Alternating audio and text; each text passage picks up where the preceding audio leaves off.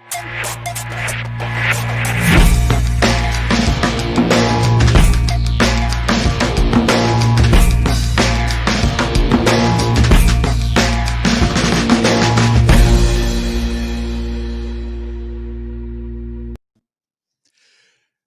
everybody. How you doing today? Time for another Daily Distinction. Good to see you. Hope your day is going well, and hope everything's okay out there. Crazy world we live in. We talk about it every day, don't we? But it's it is a wild and crazy time in the world. So that's part of why we're here. We're trying to find trying to find something positive, and that's really what we're talking about today. Not in a sense of Pollyanna and not paying attention to reality, but we're also going to find some ways to get back up when we've been feeling down. Danny, you are here on time, right? I love it. That is so cool. Dwayne, holy cow, watching at the dentist today. Good grief. Well, I hope the dentist is the only one who will be boring. Ba-dum-bum. Does that make sense? All right, good deal. Hey, Ted, always great to see you, my friend. Thank you for being here. Ernest, everything's good in Lubbock, Texas. It is not in your rearview mirror, as the old Mac Davis song used to go. It's always good seeing you, Ernest. Thank you for being here. Scott, we're doing all right today, so hope things are good with you. Curtis, thank you, and thanks for the contribution again that you made the other night. That was really terrific. Phil, it's not a show unless you're here, so appreciate it. Glad you are around. Thanks for everybody for checking in. And as everybody's coming on here, as we're starting out, just a reminder again how much it means when you share. Just take a moment and share. That really helps bring folks in. And to those of you that are watching on replay, it seems like I say this at the end of the show, but I need to say it at the beginning, is thank you if you're on replay watching. Most of our viewers, we had a lot of viewers yesterday. Most of the viewers do watch us on replay. So I really, really appreciate that. And thank you for being here. Hey, Bruce, great to see you. Glad you got your notifications on so that we're connected here every day. Pam waving in beautiful Fishers, Indiana. So, hey, I know usually you're a replay viewer, Ernest. So glad that you are here, but you're always there on Sunday night. So appreciate that. Brian, as always, watching in from Wisconsin. Great to see that. Mike over in Encinitas. Oh, Mike, I lived for a while in Westlake Village, California. Lived there for 5 years, and I miss it. I miss it. It's a great place. So, Elisa, great to see you. All's good in Crothersville today. I hope so. So that is terrific. So, look, this has been a time where, it's just so easy to get frustrated with what's going on. I mean, one of the observations, I think it was Glenn Morshower on our Ken and Glenn show with a guy named Scott that we do on Sundays. Glenn is, if you're not familiar with Glenn is the actor. He's one of these guys that you'll recognize when you see him. You may not know the name Glenn Morshower, but you will absolutely know who he is when you see him. He was a Secret Service agent in almost every season of 24 with Kiefer Sutherland. He has been in the Transformer movies, so your kids will certainly know him. He is currently on a show called The Resident on Fox. He plays the main character's father, who is now the chairman of the board of the hospital that he works at. And Glenn was talking about, and I thought it was a really interesting observation, that part of what is making this time where people are protesting and the responses that's going on there, part of what's making that so significant and so severe is everybody's stressed out to begin with. We're stressed out by the virus, or even if we're not feeling stress from it, and who's not feeling stress, right? But even if you're not feeling stress from it, it's certainly a change, and our lives have been disrupted. And now all of a sudden this, and so it's getting people at a time that we're already on the edge. And that makes it tough, right? And I think it's important that we acknowledge those times that we're down. I've had a frustrating day so far today. I have had a down day so far today. I can't stay there. And you can't either. We've got to find ways to get up when we've been down. I also want to make certain that I say I am not talking here about clinical depression. I am certainly not a therapist. I would not want to mislead anybody that I'm trying to give you psychological advice or medical advice or anything like that. I'm talking about those frustrations that we have, those challenges that we have that have certainly been accentuated by the situation in which we find ourselves every single day here. What do we do? What do we do to get back up after we've been knocked down? And I've got 7 steps that I want us to talk about today in the time that we've got together. And it's kind of a 7-step plan of what we do. And by the way, I'll post the 7 steps on our website and on Facebook when we get finished up today. So it's kind of a 7-step process I want to suggest to you that I came up with of what we need to do to get back up when we've been knocked down. It's certainly challenging. Dwayne says, started working and implementing idea had a couple years ago today. I've been trying to mold my business and products. Well, I appreciate that Dwayne, there you go. You've made it a better day for me already. You've made it a better day already just by saying that. I appreciate that. Ernest, just trucking through it all. You know, there's a book that's titled "Been Down So Long It Looks Like Up to Me."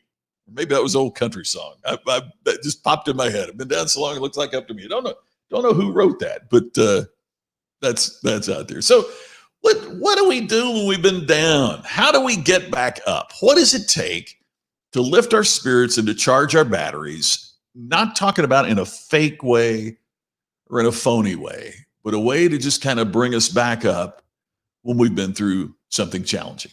And here's the first of the 7 steps of getting back up when you've been down. And believe it or not, the first one is to grieve. Now, in some senses, grief is used as a term when something extraordinarily tragic, a death of someone close to you, something really, really tragic. But there are minor occurrences as well where we need to just take a moment and deal with how we feel badly. I think sometimes part of the reason it's difficult to get back up is because we haven't dealt with how we feel about being down. Make sense? If all we're doing is popping back up before we've really dealt with what's knocked us down, then there's always going to be kind of that's part of what psychologists call emotional baggage. And to put that bag down of emotional baggage, you have to take a look at it and you have to be aware of it and you have to be cognizant of it. And I think you have to grieve a little bit. This is a step that's often overlooked. If a friend has hurt you, intentionally or not intentionally, one of the steps you have to take is to take a moment and to grieve about the erosion of that friendship, the erosion in a relationship, and then start asking yourself, what can I do to fix it and to make it better and for things to get better? So the first step to dealing with all this is grieving. Yeah, exactly, Danny. Don't beat yourself up because you're going through this process. Be willing to cut yourself some slack to do that. It's so important. And that leads to the second is to cool off, because sometimes when we go through the grieving process, we relive it and we get angry all over again. You know, I mean, if I go and watch the event of Minneapolis again, I'm going to get mad all over again. And I have to give myself time to cool off and time to get some distance, because distance is our friend when it comes to this. Cooling off. I don't know when I've ever made a bad decision when I'm mad. I don't know when I've ever made a bad decision, or I don't know where I've ever made a good decision when I'm depressed. I don't make good decisions when I'm down. Matter of fact, when you're down is typically the time you might say the heck with it, right? I've talked about this with speaker groups, but one of the things that happens when you're writing a book, and I've read about this with marathon runners. Obviously, I don't have any experience on that end with a marathon, but I've heard the experience is very similar, and there's a point where you call that you hit the wall, and There's been a point in every book I've written, and you see some of them behind me. There's been a point in every book that I've written that I have kind of thought, what am I doing? I'm sitting here in Starbucks on my laptop for days. I'm investing months in this, and nobody's going to read this. What do I? There is a teacher, a writing teacher. He wrote the book, The Legend of Bagger Vance, and others. And he calls it the resistance that within each of us, anytime we try something new, or we want to stretch, or we want to get better, that we are always met by what he calls the resistance. And the resistance is that little voice inside your head saying, "Ah, you can't do that." We're going to come back to that a little bit later on. But it depresses you, it upsets you, it frustrates you, and it's hard to make good decisions. So the second of this group is to cool off, because whether it is anger or whether it is depression, you gotta and get a little space, get a little distance there, to help you to be able to understand and to proceed. Yeah, sometimes you got to get out of the pressure cooker and go chill. Ernest, that's exactly right. Just give yourself a little bit of space. Just give yourself a little bit of return.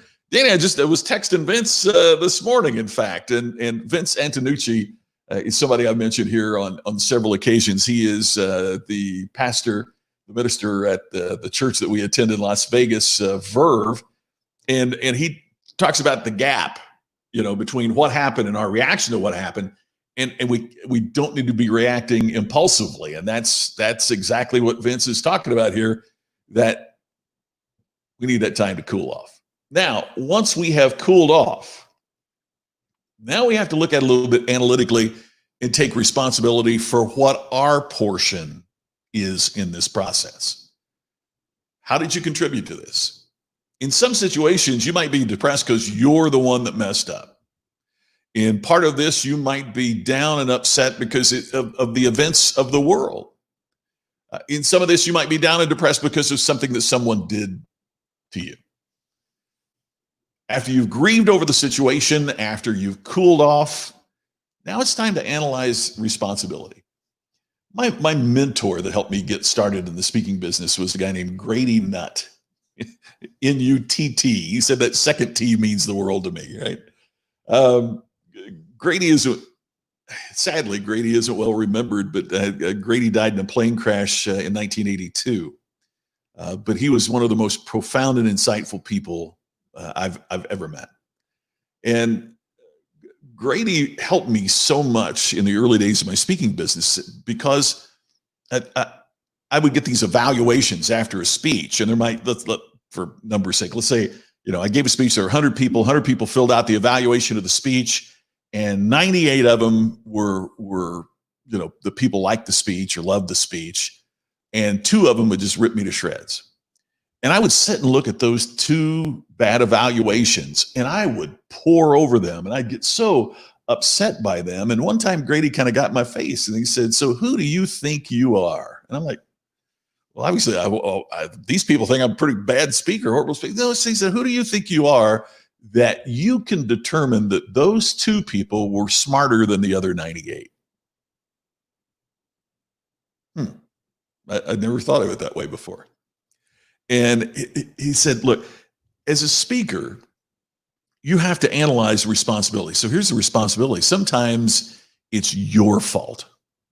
You weren't prepared, or you didn't deliver what you thought you could, or you didn't do your job, or you didn't study the group enough and know the audience, or you didn't. He said, that's your responsibility. But he said, sometimes it's the audience's fault.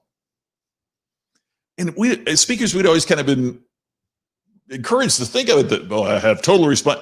He said, if they're drunk, or if they've been out too late the night before because they wouldn't go to bed and now they're sleepy, or if somebody in the group's got them stirred up and they're angry before you walk on the stage, he said sometimes it could be the audience's fault. He said sometimes it's the situation's fault. Let's say the sound system goes off, or a fire alarm starts ringing, or Sometimes it's just the situation. Half the crowd shows up because there's been a snowstorm and they can't make it, and so the room is set for 300 people and you end up with 100 and they're all sitting in the back. You got 200 empty seats before, So sometimes it's the situation's fault. But here was the great point. He said, maturity as a speaker, as a professional, is taking the responsibility when it is your fault, but not being a martyr when it's not. It is appropriately assigning the percentage of the accountability. Man, that really struck me. So what I'm saying to you when I say, this take responsibility is take responsibility for the part of the situation to which you have contributed. Now, you might say, hey, I didn't contribute to this virus. I didn't contribute to that. Of course. Now, if you haven't followed guidelines or suggestions and you got infected and infected somebody else, that's a different story. If you didn't stay home or wear a mask or whatever it might be, then there is some responsibility. But you didn't cause this virus, even though this might be so go through that step of what is your responsibility. If it is because of the challenging situation that we're seeing in terms of race and in terms of all the things that are causing protesters to go out on the streets, if you believe, again, my role here is not to tell you what you ought to believe or what I think. My role here, and I know my role, and that is to encourage you to think about, are there ways that if you got involved that you would feel like you were taking responsibility? It might be walking in the protest. It might be staying home. It might be whatever it might be contributing to a cause. It might be, there's a myriad of things that you could respond to, but take the responsibility, because that's part of the action that you can take that will create a better result. It's part of what's going to help you get back up. Ellen, great to see you. Thank you for being here. Been working on a previous episode. Yeah, if it's not fatal, it's fixable. That if you missed that episode, that was one of the things when Tammy and I got married. And now I've got two teenage boys as stepsons, and that was one of the things that we talked about. Was I can't fix dead. Can't fix dead. But if it's not fatal, it's fixable. We can figure out a way. Doesn't mean you don't get responsibility. Doesn't mean there might not be consequences, but it is certainly fixable. It is certainly fixable. Thanks, Pam. He was just one of the most influential people in my life. He was so incredible. Hey, Claire, great to see you. Good evening where you are. I'm glad to hear you. Do we need to listen to the 2% or the 98%? Can we judge our results on our own personal satisfaction? And Curtis, you make a great point. And I think that's part of it, right? If there's 100 evaluations and 2% of them didn't like me, but the 2% are people I really respect, I've got to look at it a little differently than I would look at it if the 2% were just people that were part, because part of our evaluation of anything is going to be based on what kind of day we're having. See, in other words, part of what I came to understand was if they got in an argument with their spouse before they left the house to come to the meeting, and somebody cut them off on the interstate on the way as they're driving to the event, and they go in, they spilled coffee on their pants as they're walking in, and now all of a sudden here's your speaker. It doesn't matter. It could have been Zig Ziglar, and they're not going to like it. So part of that is you're always going to get the naysayers. I've quoted my friend Larry Winget here many times when he said, if you're dynamic enough, and if you're clear enough that you can create raving fans, you're also going to create raving enemies. I mean, think about it. I mean, any person who tries to make a difference is going to have raving enemies. Martin Luther King was assassinated. Gandhi was shot. He was assassinated. I mean, so people who do great things and create raving fans also create raving enemies. And that's just part of the deal, right? And I think part of it is, Curtis, that's a really great question you're asking, because I think part of it is this. In the early days, before we kind of figure out how good we might be, or what, it's not only how good we currently are, but I think we have to judge ourselves against our potential, not just our performance. I mean, it's like saying, oh, I did as good as I currently know how to do. Well, that's kind of an excuse that prevents you from getting as good as you can possibly be. So our personal satisfaction, I think, we can't confuse ourselves there either. Yeah, it happens. It happens. Pam, you're right. Tova, yeah, it does. You will attend this meeting, you will hear a speaker, and you will like him. One way or the other. Bruce, I'm trying to negotiate this similar agreement here at home. Hey, Richard, great to see you as always. I'm glad you're here, my friend. Thank you for being here. So that's a key, is take the responsibility. Okay, so if we've grieved it, we've cooled off, now we've taken responsibility, now it's time for the next step. And that means if there's a challenge, we've got to change, right? So let's be open. Be open. Maybe the most often heard quote out there in terms of this is that old line about insanity. That doing the same thing over and over and expecting a different result is the definition of insanity. But why do we do the same thing over and over? Because we're not open to a different way.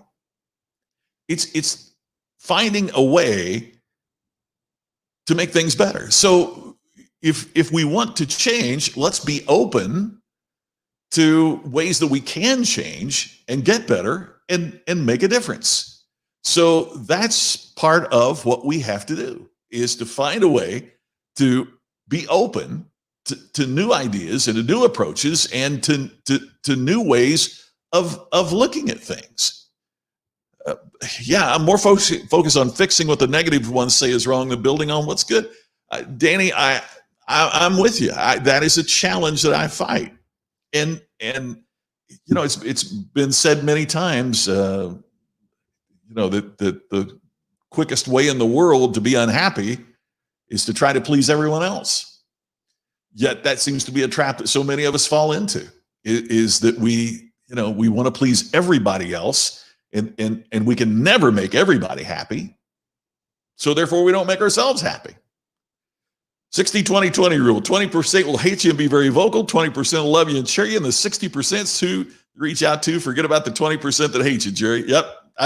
I love those numbers. I've said to speakers that when you get up in front of a crowd, 10% of the audience is predisposed to absolutely hate your speech. And it's not necessarily because of your speech. It's because of where they are at that particular time. And if you've got everybody loving you one day, look out, it's going to be 20% that's going to hate you the next day. It's going to even out. The percentages are going to work over a period of time. But just because that, you can't ignore it. You've got to be willing to be open, to be open. So how can I change? What can I do? What are some new ways of doing things? I think a fundamental reason that businesses are going to be in trouble in the post-pandemic economy is because they haven't been open to how they need to change as the world changes.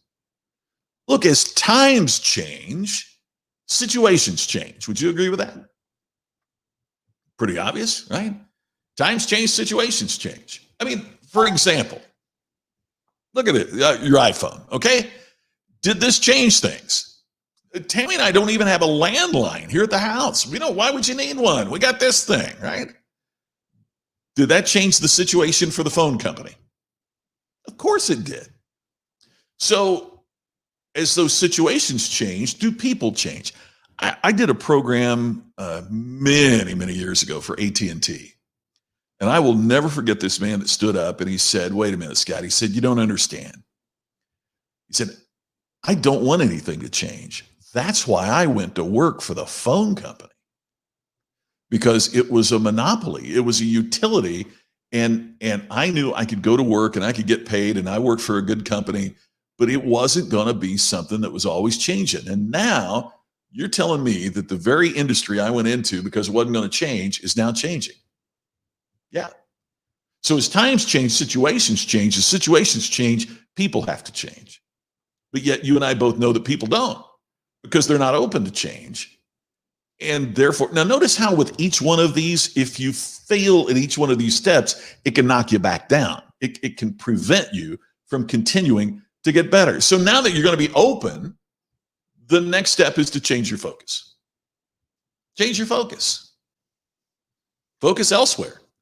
If you are so upset and depressed over what is going on right now, it doesn't do you a whole lot of good to park your rear in front of the television set and watch the same video being repeated over and over and over and over again. You got to change your focus.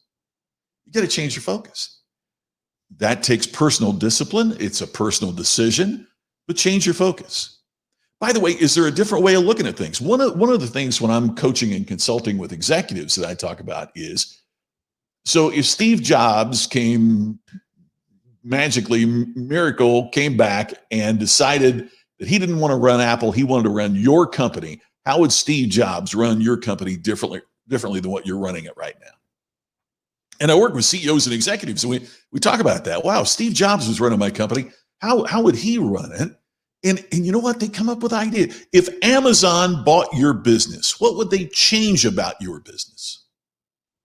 And people can come up with these ideas, not because those ideas weren't there anyway. It's because they changed their focus, right? We wander the world like this with our blinders on, and we get so busy doing what we do, we don't have time to think about what we do. And so if we just change our focus, that if Amazon bought my company, or Steve Jobs was running my company, or even from a parent, how would think of a television family, how would the Goldbergs respond to this situation? You have a little laugh, but the laugh can change your focus and create some creative ideas. You got to change your focus a little bit. Yeah, Jeff, you're so right. Doubt kills more dreams than failures ever will. We doubt ourselves, and we do it that way. Yeah, you got to exactly, Dwayne. Okay. Oh man, I have a friend. I haven't seen him for a while, but I have a friend, Pat Croce, and Pat he's another one of those guys. You probably know him if you saw him. Pat was the CEO of the Philadelphia 76ers, owned the Sixers for a while, and Pat speaks, and Pat was talking. We were doing this convention. We were both speaking at this convention, and he was on after me. But I want to stick around and hear him. And so Pat is giving his speech, and he's such a passionate speaker, and he's got this closing story, and I've heard him do it. It's kind of a train wreck at the end. It's an unexpected thing, and everybody laughs. And he gets on his knees and he said, "And why did I do this? Not because I'm so smart. The reason I knew this is because I stayed at a Holiday Inn Express last night." And usually I get a big laugh, right? Because to take off on those commercials, I stayed at Holiday Inn last night. He forgot we were speaking to Hilton.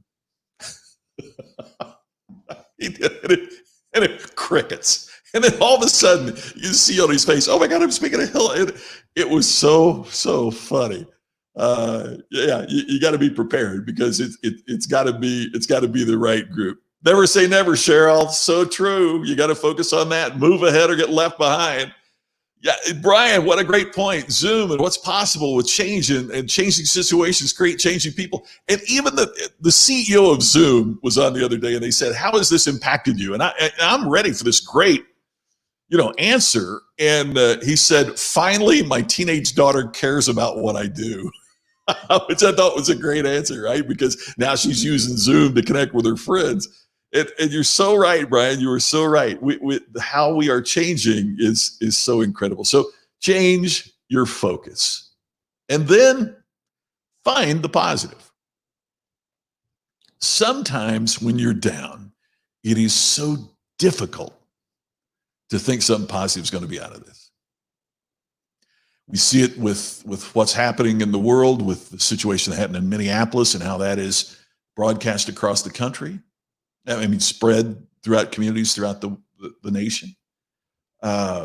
You see it with the coronavirus.